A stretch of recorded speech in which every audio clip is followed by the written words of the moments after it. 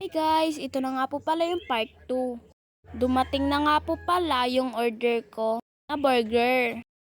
At pinuntahan ko na nga po pala yan sila mama sa milk teahan dahil sobrang tagal nila.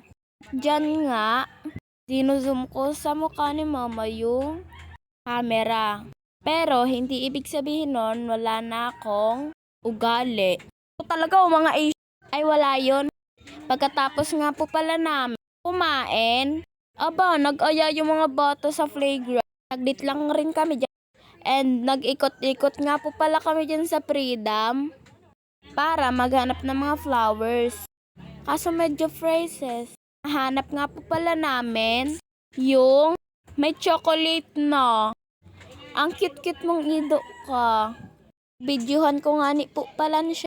Ang ganda nga po pala dyan sa Freedom. May tinda mga kitchen, mga foods, flowers. Basta ang dami pa. Nagagandahan ako sa mga veneers.